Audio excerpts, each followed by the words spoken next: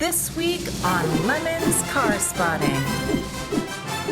Hey, it is Nick and Eric, and we've got a special episode of Lemon's Car Spotting this week. A couple of weeks ago, somebody posted a Kia Borrego. We didn't know what it was, and we challenged everyone on the internet to find them, and you guys did. So this is going to be a Borrego-centric episode. Couple of things to note right off of the bat.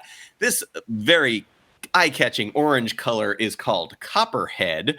The Kia Borrego was also sold in other markets as the Mojave, and amazingly, it was never a badge-engineered General Motors product. This is strictly a Kia, and it's a fine machine, and we thought rare, but perhaps not.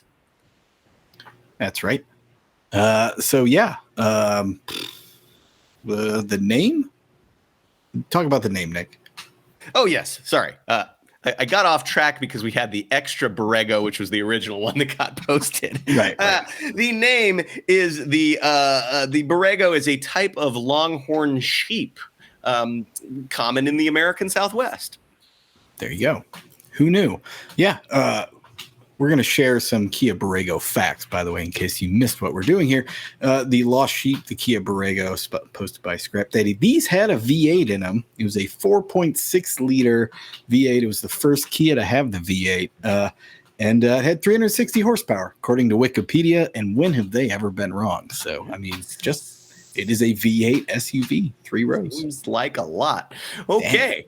Next up in Kia Borrego land, it was not a popular vehicle. It was introduced for the U.S. market in 2008. And after extreme unpopularity in 2009, they discontinued it completely. It continued in other markets, but it's a 2-year only vehicle here in the States. Yeah. Well, to that point, the revered automotive writing outlet Autobytel called it in 2009 the best kept secret. So well kept, in fact, that it was out of production probably by the time that was written, and all 7 of them that had been brought to the United States had been sold at that point. Indeed. With that big old V8 engine, a lot of them are Copperhead, as it turns out. You could tow 7,500 pounds with one of these things, more than enough to tow a reasonable trailer and Lemon's car. So if you want a Kia Borrego as an unusual style statement to bring to a Lemon's paddock, that's a good way to do it. Yeah, nothing like towing your lemon with a lemon. And another spot here from Backroads of Eastern Washington, apparently also in copper. For all we know, these are the same car, by the way. There was one sold in copper. This one's got the bug deflector, but these are in the rest of the world where they are sold as the Kia Mojave. They are still in production, and there was a facelifted version actually made a couple of years ago that was called, when they debuted the design, the Masterpiece Concept. And I mean, Kia Borrego Masterpiece just kind of falls right in together.